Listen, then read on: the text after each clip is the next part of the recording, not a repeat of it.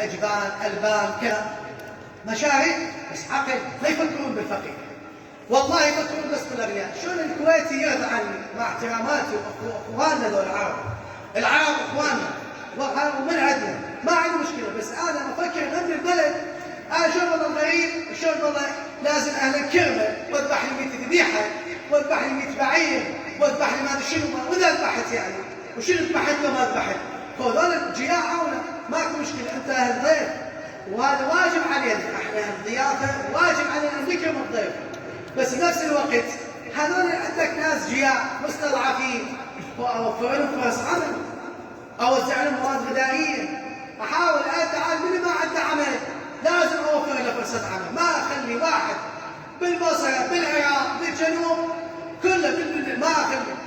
يطلع مسؤول قبل ايام من اهل الغربيه يقول اتحدى واحد من اهل الغربيه ما متعين او ما عنده تقاعد، يقول اتحدى، يعني هذه مو تقهر، هذه تقهر لو ما تقهر. زين ليش احنا بس شيء له لعب وجو على كورنيش وجو رقص، هذا شنو الرقص اللي جاي الجديد؟ احنا يرقصون عليه من يرقصون على جراحنا يعني مثلا على من يرقصون رقص 24 ساعه على من لا فرحان ماكو مشكله، مره يوم يومين ثلاث يوميا يرقص على الكورنيش، شنو هذا الرقص؟ شنو هذا الاخلاق؟ جاب لي فرق مال العبيد، والله هذول اهل البصره، هذول اهل البصره فرق العبيد، هي هاي البصره، هاي البصره فيها علماء وفقهاء ومهندسين واطباء وخير من الله، عندنا ناس نماذج، يعني هي هاي البصره ما حاطين فرقه فرقتين ويوميا لا شيء، وهذول اهل البصره، شنو هذه القضيه؟ شنو هذه الوضعيه؟ فاذا لازم احنا نعكس يعني صوره جيده، يعني مثلا فد قصيده حلوه، الشعراء المربد اصل المربد كان هذا سوق معروف بالقصائد، مفروض قصيده حلوه جميله بالافتتاح، يوميا قصيده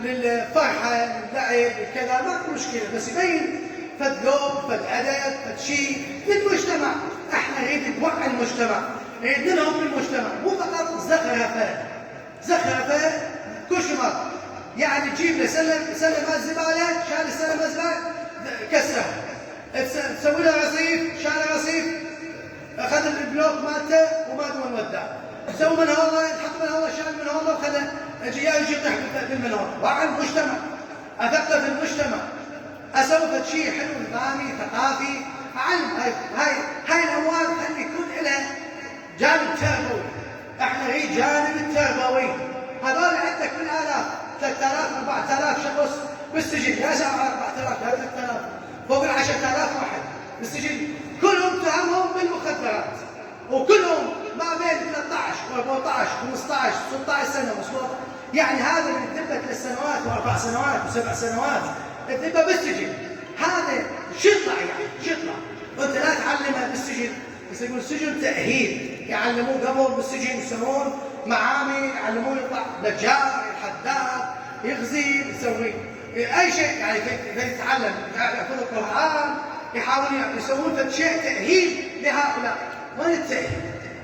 هذول بعد ايام تخلص معه كليته 7 سنوات 3 سنوات 4 سنوات يطلع وطلع، وبعدين زين انت جاي تصرف عليه بالسجن يوميا، تصرف عليه 25 30 الف دينار تصرف عليه من الاموال، بدل ما تصرف عليه هو بالسجن.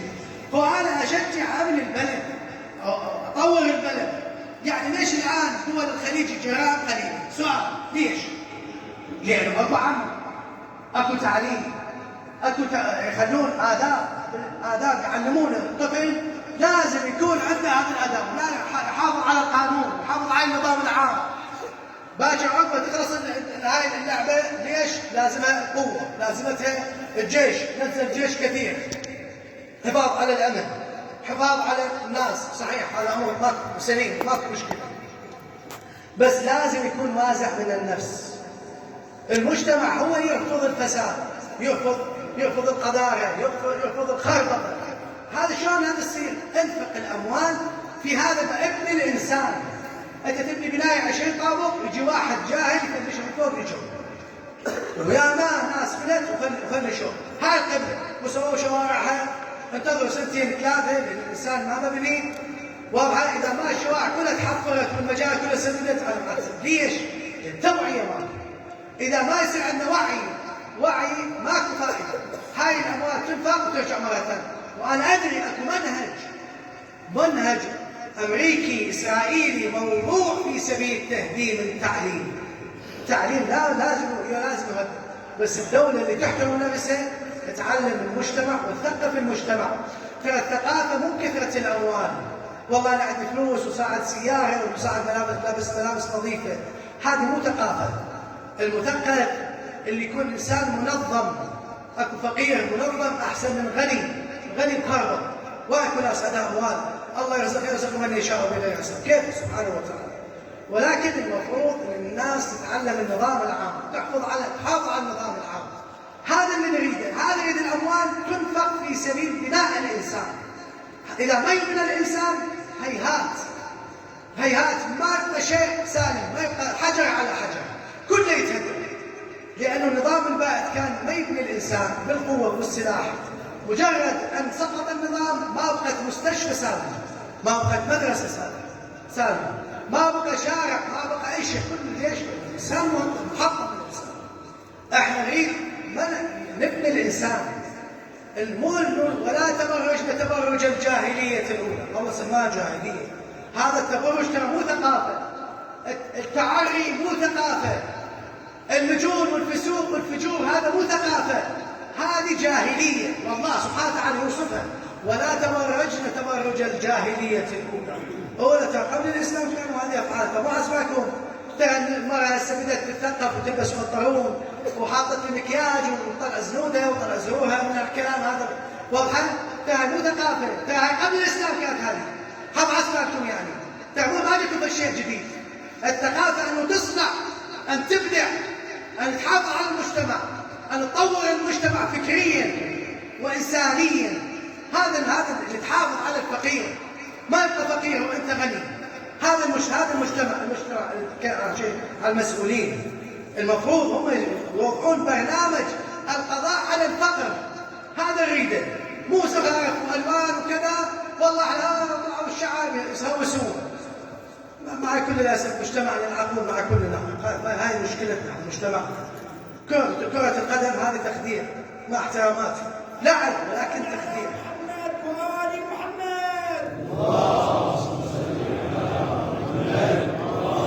هذه تخدير للشعوب.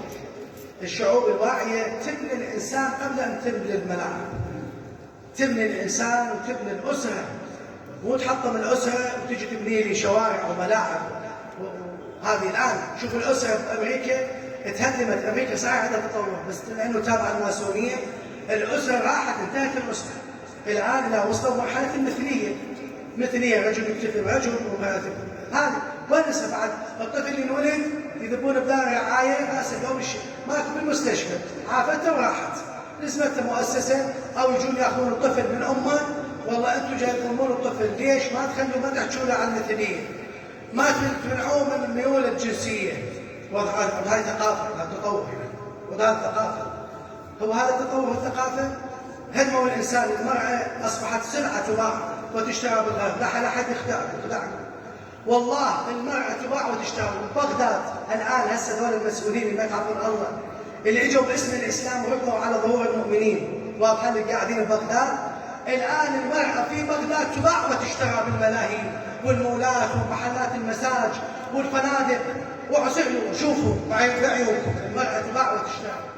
إلا رسول الله تعالى الحافظ على المؤمنين وعوائل المؤمنين. بالأموال تباع وتشتغل بالمرأة. يقعد على الكرسي وكيفه يلعب بأعراض العالم. يتصور أن هذا الكرسي وهذا كله ما خلفه. كلما جاءت أمة لعنت أختها. تجي أنتم لعنتم قبلكم والآن المجتمع يلعنكم وراح تجي المجتمعات وهكذا. المفروض تجيبون لكم رحبات كمسؤولين. حافظوا على المواطن. حافظوا على الأسرة. حافظوا على القيم والمبادئ. ترى شوفوا اليمن. هذا صراع اليمن ترى كله تجويع اليمن كله على حساب القيم.